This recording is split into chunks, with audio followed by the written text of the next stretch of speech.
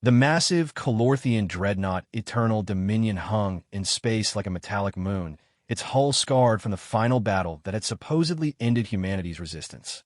Admiral Zethkar stood on the bridge, his four arms crossed in satisfaction as he watched the smoking remains of Earth's last defense station drift past the viewport. The blue-green world below looked so peaceful now, so defenseless. "Sir, we're receiving a transmission from the planet's surface," reported Communications Officer Vextar, her serpentine head turning toward the Admiral.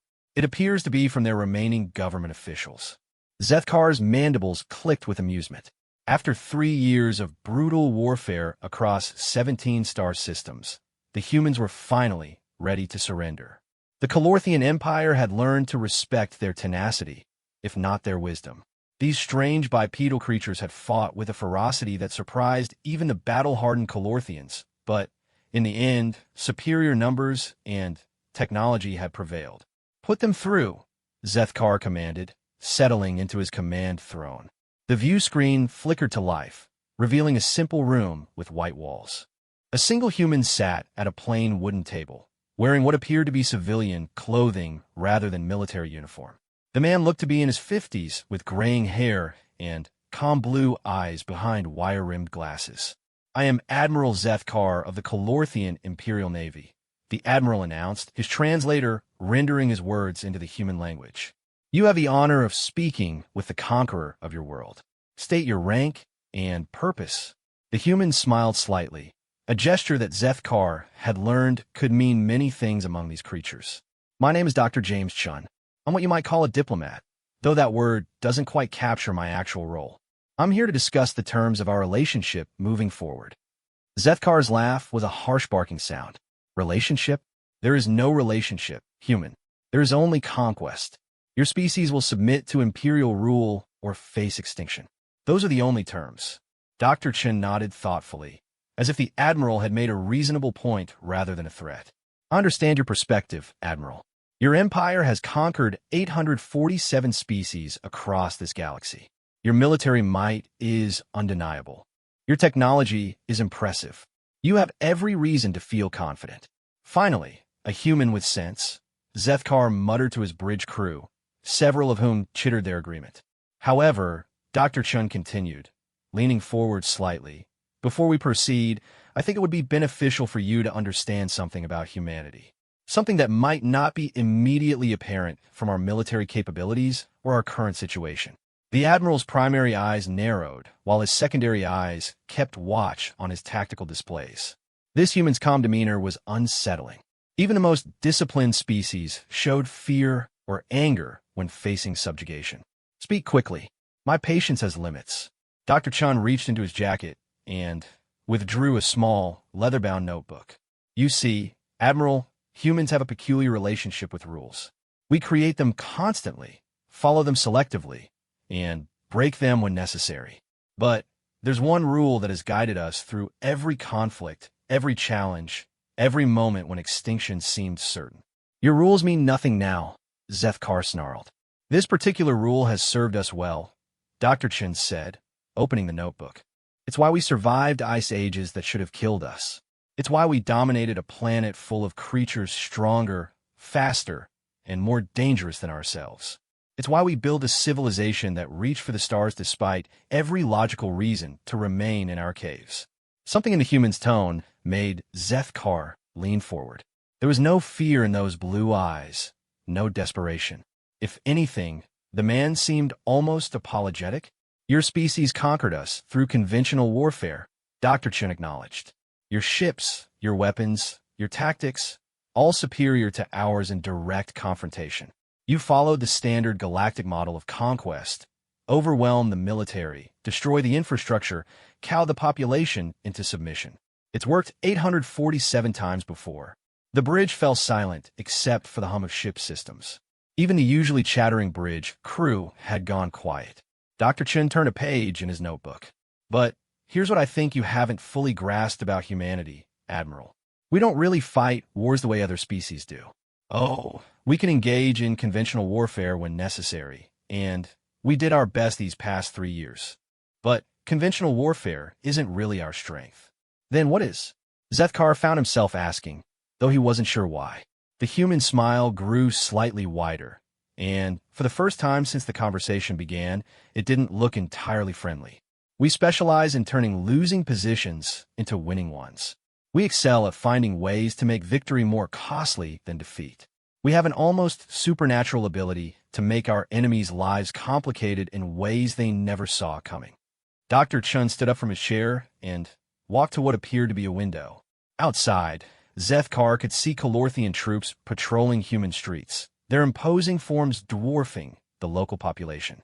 Everything looked exactly as it should after a successful conquest. Rule number 1, Dr. Chin said quietly, his back to the screen. When fighting an enemy you cannot defeat through conventional means, don't fight the enemy. Fight the ground they're standing on. A chill ran down Zethkar's spine, though he couldn't explain why. What are you talking about? Dr. Chun turned back to face the screen, and his expression had changed completely.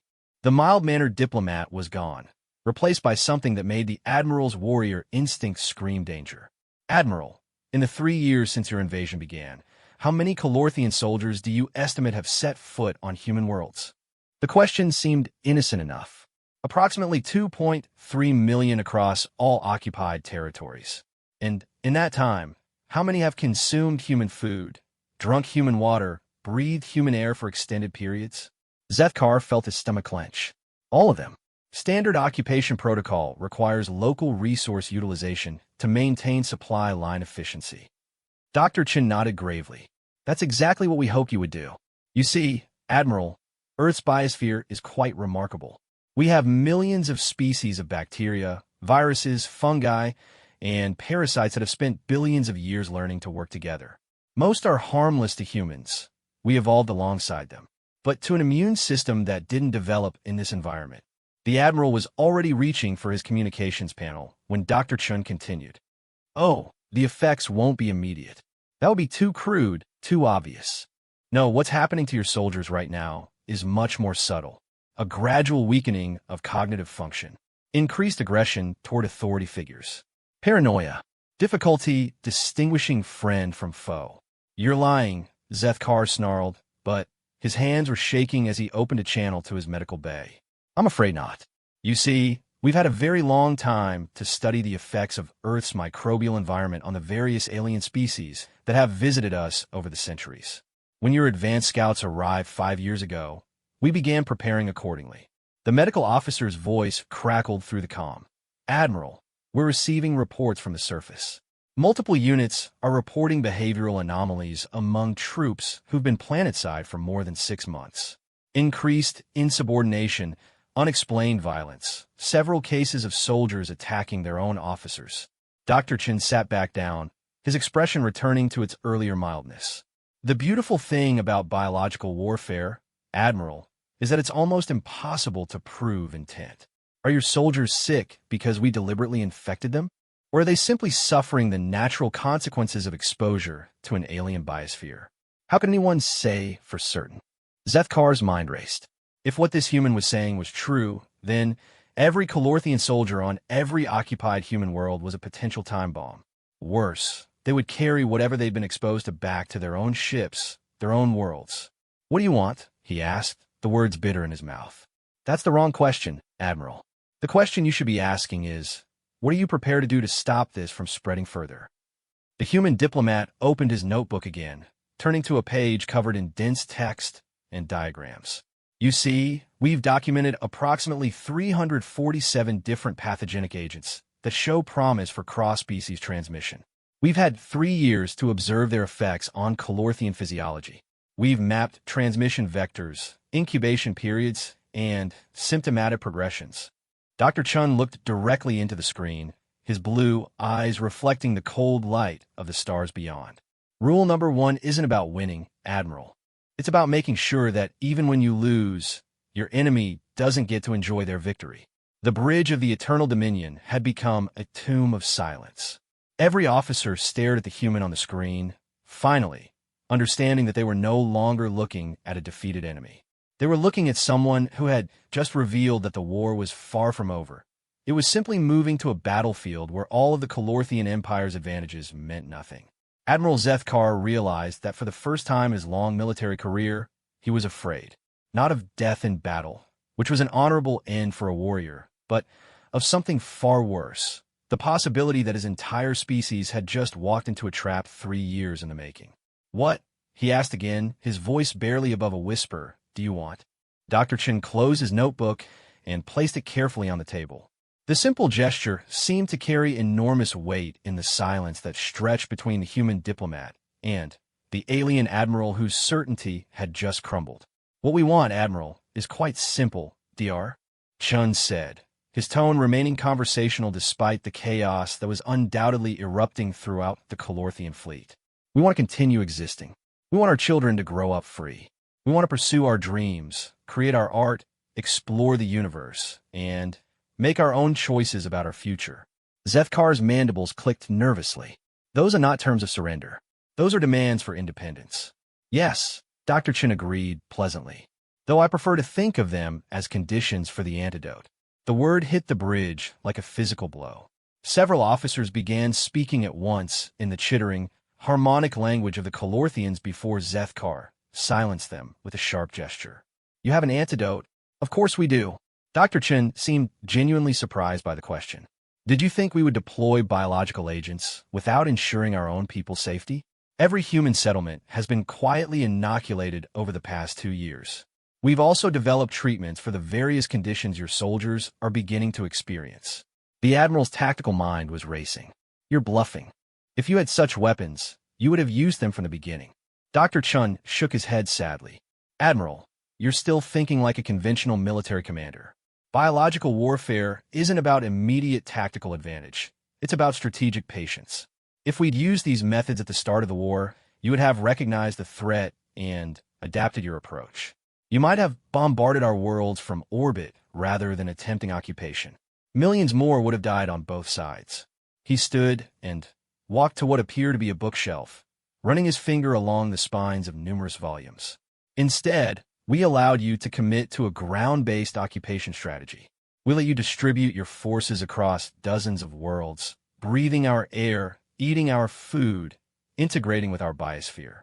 We gave the agents time to spread and adapt." Communications Officer Vextar was receiving a steady stream of reports from across the fleet. Her expression grew more disturbed with each update. "Sir," she said quietly, "we're now getting reports from 11 different worlds. The symptoms are progressing." Dr. Chun turned back to the screen. "The early stages are the most manageable. Difficulty concentrating, mild paranoia, increased irritability. Your soldiers probably attributed it to combat stress. But, left untreated, the conditions become more severe. Hallucinations, violent outbursts, complete breakdown of military discipline." Admiral Zethkar had fought in 17 major campaigns across his career. He had seen plasma bombardments that turned entire cities to glass, witnessed the fall of civilizations that had stood for millennia, and commanded fleets in battles where the death toll reached into the millions. But he had never felt as helpless as he did at this moment, facing a single human in a simple room. "How long do we have?" he asked. "That depends on several factors. The strength of an individual's immune system, the duration and intensity of exposure, the specific strains they've encountered." Dr. Chun consulted his notebook again. "For soldiers who landed in the first wave 3 years ago, I'd estimate you have perhaps 6 to 8 weeks before the symptoms become irreversible." The silence on the bridge was broken only by the soft chiming of incoming communications from across the Calorthian fleet. Reports were flooding in from every occupied world, describing behavior patterns that, in hindsight, painted a clear picture of systematic biological subversion. "You're asking us to abandon the conquest of an entire species," Zethkar said, struggling to keep his voice steady. "Not at all," Dr. Chun replied with what seemed like genuine sincerity. "We're asking you to redefine your relationship with us. Humans have a lot to offer the galactic community. Our scientists have made remarkable advances in biotechnology, as you're now discovering. Our engineers are quite creative when given proper motivation. Our artists produce works that many species find compelling." He paused, letting that sink in. "But we offer these gifts as partners, not as subjects. We contribute to galactic civilization as equals, not as a conquered people." Tactical Officer Morcan, a younger Calorthian whose silver scales indicated recent promotion, spoke up hesitantly. Sir, if we withdraw our ground forces immediately, could we not simply bombard the human world from orbit? Eliminate the biological threat entirely. Dr. Chun overheard the question and nodded approvingly. An excellent tactical consideration. And yes, you absolutely could sterilize every human world from space. It would solve your immediate problem quite effectively. The human walked back to his chair, but remained standing behind it, hands resting on the backrest. Of course, that approach does come with certain complications. You see, over the past 3 years, your soldiers haven't just been on our worlds. They've been returning to your ships regularly. Cargo transports, supply runs, personnel rotations, medical evacuations. We estimate that at least 40% of your fleet has been exposed to Earth's biosphere to some degree. Admiral Zethkar felt his blood turn cold. You're saying the infection has already spread to our ships? I'm saying that biological agents are remarkably persistent and adaptable. They tend to establish themselves in life support systems, food storage areas, water recyclers, all the places where organic contamination can flourish in a closed environment. Dr. Chin's tone remained maddeningly calm. Orbital bombardment won't help you there. The tactical implications were staggering. If even a fraction of the Calorthian fleet was compromised, they would carry the biological agents back to their homeworlds, their shipyards, their families. What had seemed like a contained problem on distant human worlds suddenly became a threat to the very heart of the Empire.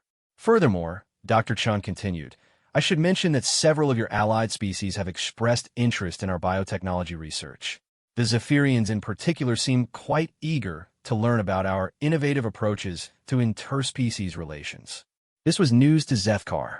The Zephyrians were one of the Calorthian Empire's most important military allies, providing crucial support ships and logistics for major campaigns. The Zephyrians have made contact with you?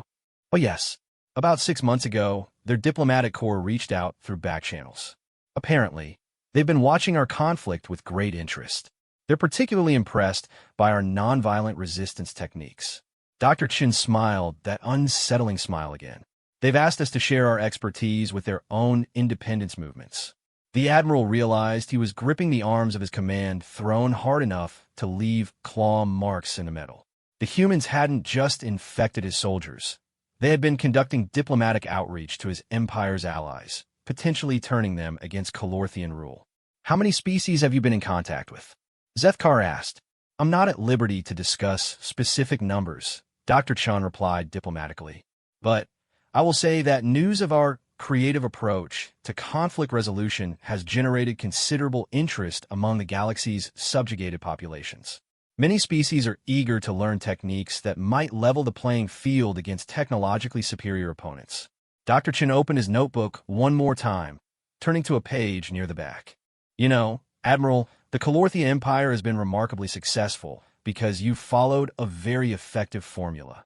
Identify a target species, overwhelm them with superior firepower, occupy their key worlds, and integrate them into your imperial structure. It's worked 847 times. He looked up from a notebook, meeting Zethkar's gaze directly. But every formula has its limitations. Every strategy eventually encounters a situation it wasn't designed to handle. Sometimes the most effective way to defeat an empire isn't to fight it directly. It's to teach its subjects how to make imperial rule too costly to maintain. The communication board lit up like a festival display as reports continued pouring in from across Calorthian space. Not just medical reports now, but intelligence updates suggesting increased unrest among previously pacified populations. Species that had been quiet for decades were suddenly showing signs of organized resistance. Admiral Zethkar realized that he was no longer just dealing with a biological weapon. He was looking at the architect of a galaxy-wide insurgency, a single human who had somehow managed to turn the Empire's greatest strength, its vast reach, into its greatest vulnerability. What exactly are you proposing? He asked, knowing that he was no longer negotiating from a position of strength. Dr. Chun smiled, and this time there was nothing unsettling about it. It was the warm, genuine smile of someone who was about to offer a solution that everyone could live with. I propose we have a longer conversation, Admiral. One where we explore how two intelligent species might coexist in a universe big enough for both of us. 3 hours later, Admiral Zethkar found himself in the most surreal situation of his military career.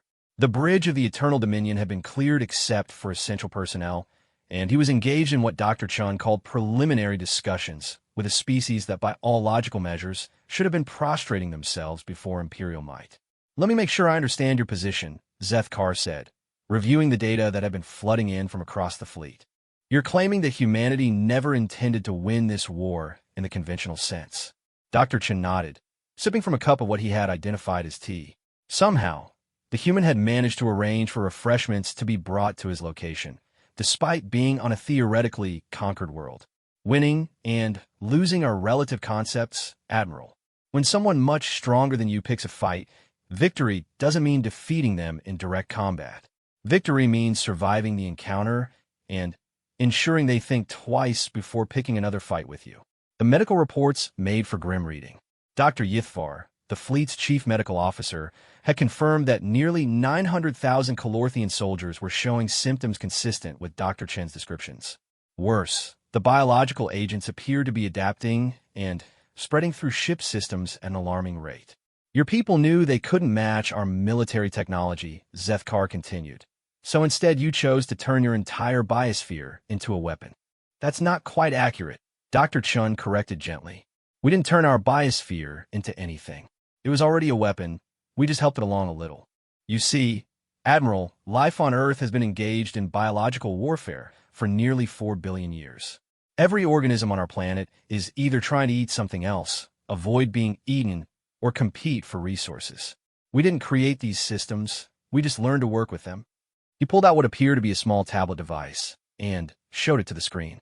"This contains detailed biological profiles for every species currently under Calorthian rule.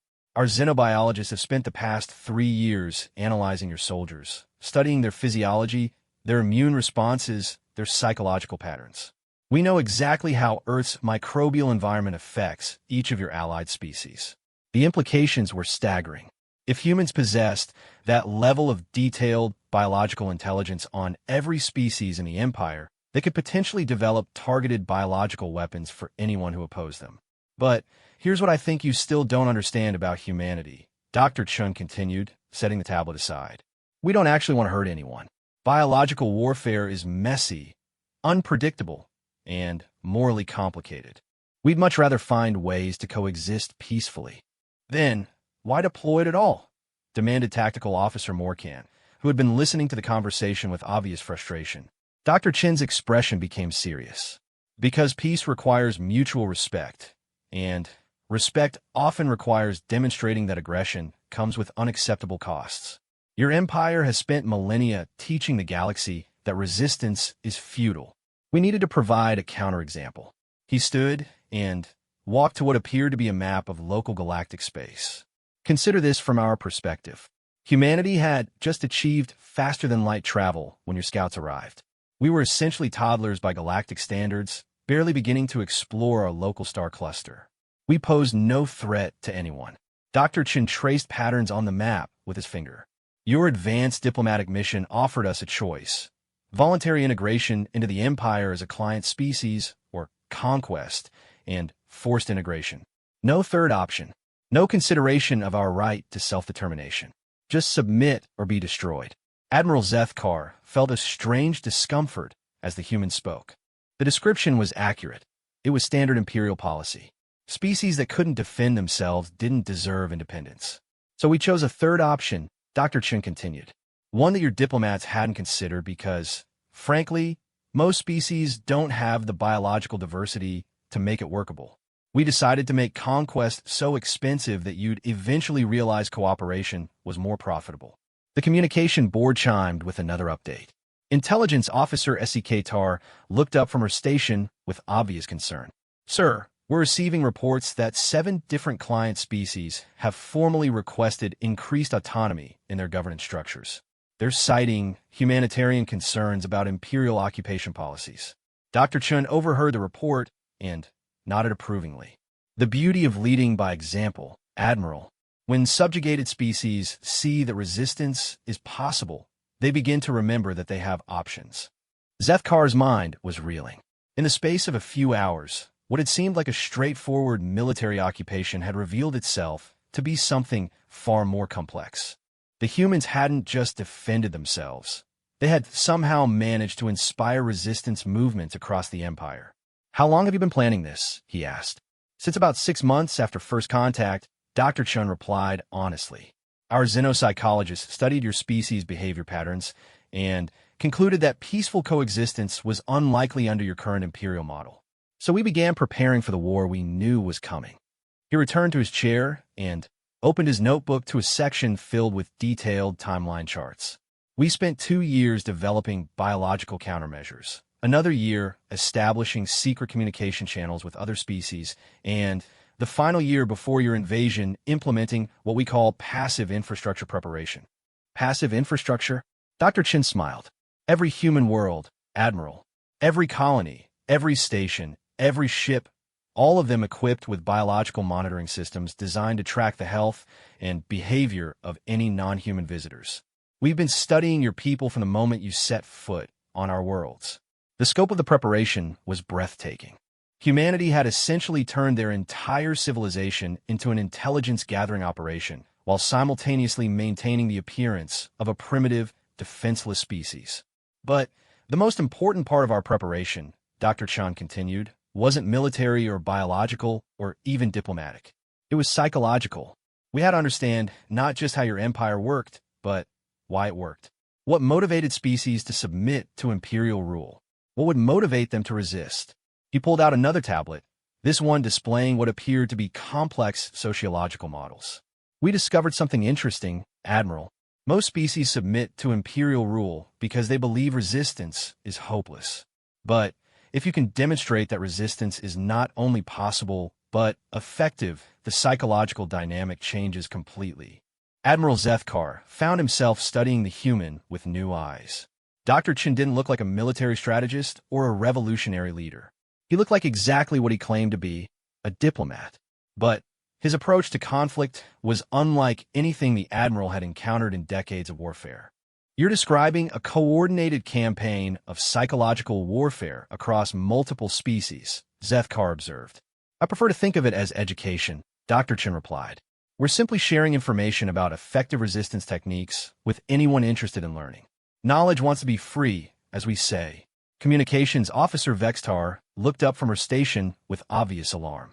"Admiral, we're receiving a priority transmission from Calorthian High Command.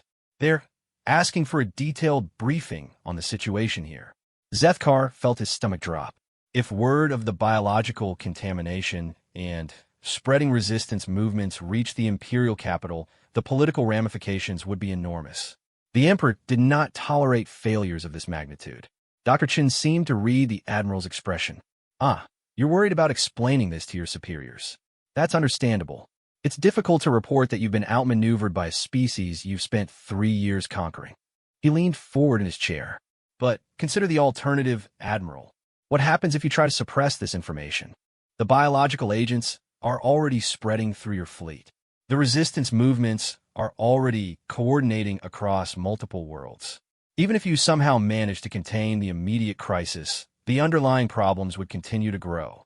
Dr. Chin opened his notebook to a page near the end, one filled with what looked like mathematical projections. "Our models suggest that without intervention, you have perhaps 18 months before this situation becomes completely unmanageable. Imperial client species will begin declaring independence. Your military will face coordinated resistance on dozens of fronts. Your own soldiers will become increasingly unreliable as the biological effects progress." The human looked directly into the screen, his blue eyes reflecting a strange mixture of sympathy and determination. "But there's another way, Admiral. A path that leads to a solution everyone can live with." Admiral Zethkar realized that he was no longer just negotiating for the terms of humanity's surrender. He was negotiating for the future of the Calorthian Empire itself. "What are you proposing?" he asked, though he suspected the answer would change everything he thought he knew about galactic politics. Dr. Chun smiled, and for the first time since the conversation began, it looked genuinely hopeful. "I'm proposing we rewrite the rules, Admiral. All of them." Admiral Zethkar stared at the human diplomat for a long moment, processing the implications of what he had just heard. You want to rewrite the fundamental structure of galactic civilization. Not just me, Dr. Chen clarified, pulling out yet another device. This one appeared to be some kind of advanced communication array. Humanity has been in contact with representatives from 127 different species over the past 2 years. Would you like to speak with a few of them? Before Zethkar could respond, the view screen split into multiple sections, each showing a different alien face. The Admiral recognized several of them immediately. Ambassador THYSS of the Meridian Collective, Counselor Vrak TH of the Spiral Arm Federation, even Elder Quintar of the Ancient Nexus Worlds. "Greetings, Admiral Zethkar," said Ambassador THYSS, her crystalline features reflecting the light in complex patterns. "I apologize for the deception, but circumstances required a certain level of discretion in our communications with humanity." Zethkar's mandibles clicked in disbelief. The Meridian Collective has been a Calorthian client state for over 2 centuries. In name only, THYSS replied smoothly. "We've maintained the appearance of compliance while gradually developing our own technological and diplomatic capabilities. Humanity's approach to resistance has provided us with new strategies for advancing our independence agenda." Counselor Vrak H, whose species had been conquered only 50 years earlier, leaned forward in his section of the screen. "The biological warfare techniques are certainly impressive, but what really caught our attention was humanity's diplomatic methodology. They've shown us how to coordinate resistance efforts across multiple species while maintaining plausible deniability." Admiral Zethkar felt the walls of his reality crumbling around him. These weren't recently conquered species driven to desperate rebellion. These were established imperial clients with centuries of apparent loyalty, revealing themselves to be part of a coordinated independence movement. "How long has this network existed?" he asked. Elder Quintar spoke in the melodious tones of his ancient species. "The connections have been developing for decades, Admiral. Humanity simply provided the catalyst that transformed isolated discontent into organized action. They taught us that the Empire's greatest weakness is its assumption that conquered species will remain conquered." Dr. Chen gestured to the multi-species conference on screen. "This is what we mean by rewriting the rules, Admiral. Instead of a galaxy dominated by a single imperial power, we're proposing a confederation of independent species working together for mutual benefit." "You're describing the collapse of the Calorthian Empire," Zethkar said bluntly. "Not collapse," Dr. Chen corrected. "Evolution. The current imperial model is unsustainable because it's based on coercion rather than cooperation. Eventually, the costs of maintaining control exceed the benefits of expansion. We're simply accelerating that natural process." Communications Officer Vextar was frantically trying to process the flood of information coming in from across imperial space. "Sir," she said quietly, "we're receiving reports that 34 client species have simultaneously filed formal complaints about imperial governance policies. They're requesting immediate negotiations for increased autonomy." Dr. Chen nodded approvingly. "The beauty of coordinated diplomatic action, Admiral. Much harder to suppress than isolated rebellions." Elder Quintar spoke again, his voice carrying the weight of millennia. "Admiral, the Calorthian Empire has many admirable qualities. Your species' organizational capabilities are remarkable. Your technological innovations have benefited countless worlds. Your military prowess is undeniable." He paused, letting his words sink in. "But your imperial model treats every other species as a resource to be exploited rather than a partner to be respected. That approach has created enemies where you could have had allies." Ambassador THYSS added, "We're not asking the Calorthians to disappear, Admiral. We're asking them to join us in creating something better than empire. A galactic community where strength comes from diversity rather than domination." Admiral Zethkar found himself facing an impossible choice. He could continue trying to maintain imperial control through force, knowing that he was now fighting a coordinated resistance movement with biological, diplomatic, and psychological weapons at its disposal. Or he could seriously consider the alternative these species were proposing. "What would this confederation look like in practice?" he asked. Dr. Chun consulted his notebook, turning to a section filled with detailed organizational charts. "Each species maintains complete sovereignty over their home systems and colonies. Major decisions affecting multiple species are made through a democratic council with weighted representation based on population and resource contribution. Trade relationships are voluntary and mutually beneficial, added Councilor Galactic. No more tribute systems or forced resource extraction. Military cooperation is defensive in nature, continued Ambassador HFY. Species contribute to mutual security, but maintain independent armed forces. And disputes are resolved through negotiation and mediation rather than conquest, concluded Elder Quintar. Zethkar's tactical mind was already analyzing the proposal. How do you prevent this confederation from fragmenting into competing factions? What happens when species disagree about fundamental issues? Dr. Chen smiled. Those are excellent questions, and they highlight exactly why this approach is superior to imperial rule. In an empire, disagreements are settled by whoever has the most military power. In a confederation, disagreements are opportunities to find creative solutions that work for everyone. He pulled out another tablet, this one showing complex diplomatic structures. Humanity has extensive experience with this kind of multi-party governance. Our own species spent centuries learning to balance competing interests while maintaining overall cooperation. But the key insight, Dr. Chun continued, is that sustainable cooperation requires all parties to benefit from the relationship. Imperial rule only benefits the dominant species. Confederation allows everyone to pursue their own interests while contributing to collective prosperity. Medical Officer Dr. Yithvar chose that moment to interrupt with an urgent report. Admiral, I've completed my analysis of the biological agents. The good news is that they appear to be specifically designed to be non-lethal. The bad news is that without treatment, the psychological effects will become permanent within 6 weeks. Dr. Chun overheard the report and nodded seriously. That timeline is accurate, Admiral. Which brings us to a practical question. Are you interested in discussing treatment options? Zethkar realized that he was no longer just weighing military and political considerations. His own soldiers, nearly 1 million Calorthians, were depending on him to find a solution that would save their sanity, if not their lives. What would treatment involve, he asked. For the immediate biological crisis, we have developed effective antidotes for all the major pathogenic agents, Dr. Chen replied.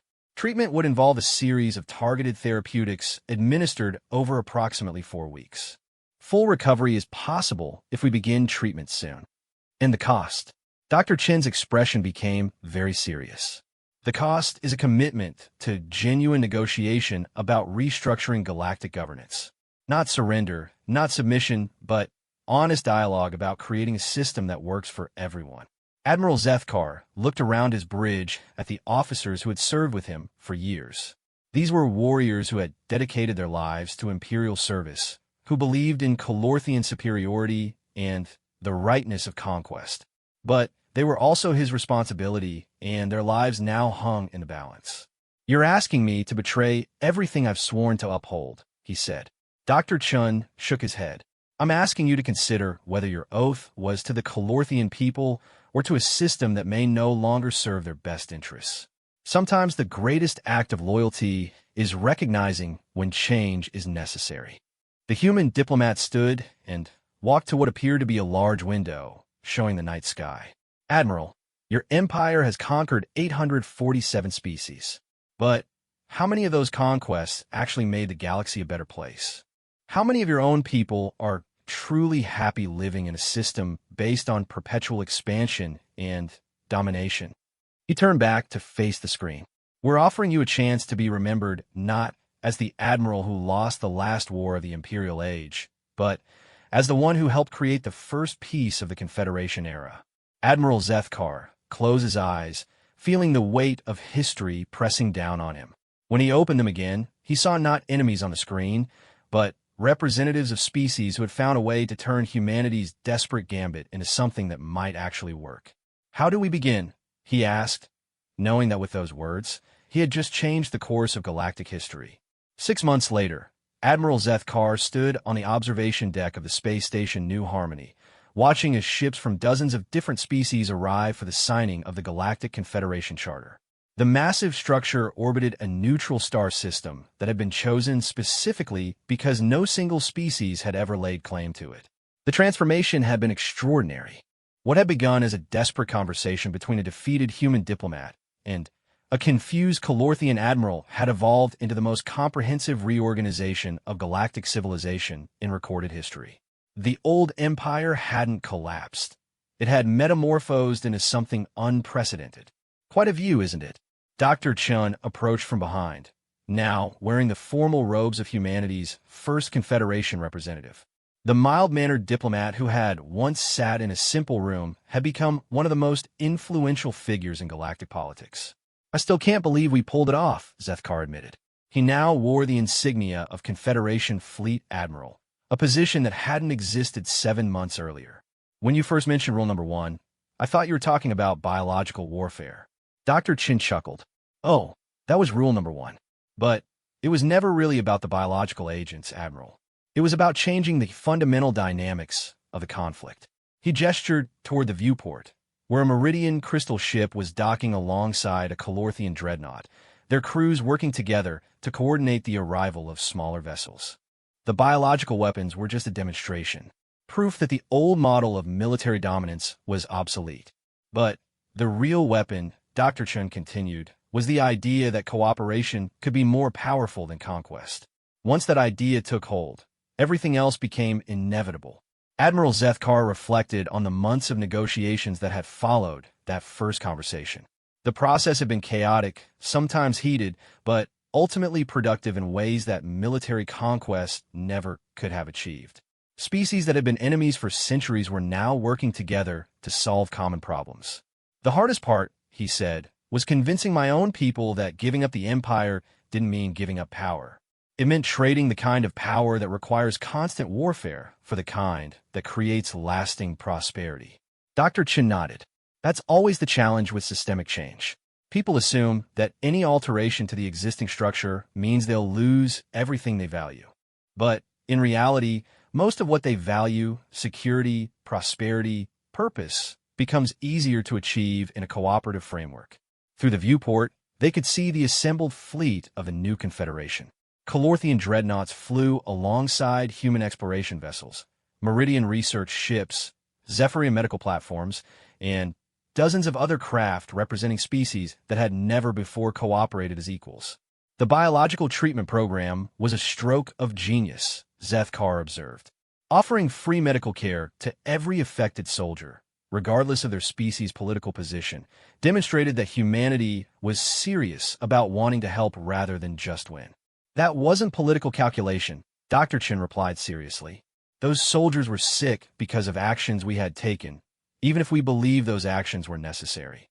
Taking responsibility for the consequences of our choices is fundamental to human ethics." They were interrupted by the arrival of Ambassador Tetris, whose crystalline form refracted the starlight into beautiful patterns. "Gentlemen, the ceremony is about to begin. Are you ready to make history?" Admiral Zethkar straightened his formal uniform, a new design that incorporated elements from multiple species traditions. As ready as anyone can be for something this unprecedented. The three of them made their way to the central ceremony chamber, where representatives from 847 species, every former client state of the Calorthian Empire, plus dozens of others who had chosen to join the new Confederation, waited to sign the charter that would officially establish the new galactic government. The document itself was a masterpiece of diplomatic engineering, balancing the rights of individual species with the needs of collective action. It established frameworks for trade, dispute resolution, scientific cooperation, and mutual defense that were designed to evolve and adapt over time. "The beauty of this charter," Dr. Chan had explained during the drafting process, "is that it doesn't try to solve every possible problem. Instead, it creates mechanisms for addressing problems as they arise, through dialogue and negotiation rather than force." As they entered the chamber, Admiral Zethkar was struck by the diversity of the assembled delegates. Some were humanoid, others utterly alien in appearance, but all carried themselves with the dignity of free peoples choosing their own destiny. Emperor Caliph Mor, the hereditary ruler of the Calorthian Empire, stepped forward to address the assembly. His decision to support the transformation had been crucial to its success, and his words carried enormous weight. For 1,000 years, the Emperor said, his voice carrying clearly through the Chamber's translation systems, the Calorthian Empire has been built on the principle that might makes right. We believe that our strength gave us the authority to rule over others. He paused, looking out over the assembled representatives. We were wrong. True strength comes not from the ability to dominate others, but from the wisdom to work with them. Today, we begin a new chapter in galactic history, one written not by conquerors but by partners. The signing ceremony took several hours, as each species representative formally committed their people to the new confederation. When humanity's turn came, Dr. Chen approached the signing podium with characteristic calm. 6 months ago, he said to the assembly, humanity faced extinction at the hands of a vastly superior military force. Today, we stand as equals among the stars, not because we proved we could fight, but because we proved we could think. He signed the charter with deliberate care. We offer this confederation not just our biological expertise, but our fundamental belief that the universe is large enough for everyone to thrive. We pledge to defend that principle with the same creativity and determination that brought us here today. As the ceremony concluded and delegates began the complex process of establishing the new government's operational frameworks, Admiral Zethkar found himself in conversation with Dr. Chen one final time. I have to ask, Zethkar said, did you really have rule number 1 planned from the beginning? Or did you improvise it during our first conversation? Dr. Chen smiled, the same unsettling expression that had first alerted the Admiral that something was very wrong with his assumptions about human surrender. Rule number 1 is real, Admiral. But it's not what you think it is. He pulled out his leather notebook, the same one he carried throughout their negotiations, and opened it to the very first page. Written in simple text were 3 lines. Rule number 1. When facing impossible odds, change the rules of the game. Asterisk rule number 2. When changing the rules, make sure everyone benefits from the new game. Asterisk rule number 3. When in doubt, remember that the universe belongs to all of us. Asterisk, the biological warfare, the diplomatic network, the resistance coordination, all of that was tactics. Dr. Chen explained. Rule number 1 was strategy. We didn't set out to defeat the Calorthian Empire. We set out to transform it into something better. Admiral Zethkar studied the notebook, realizing that he was looking at the philosophical foundation of the most successful political revolution in galactic history. And the whisper? He asked.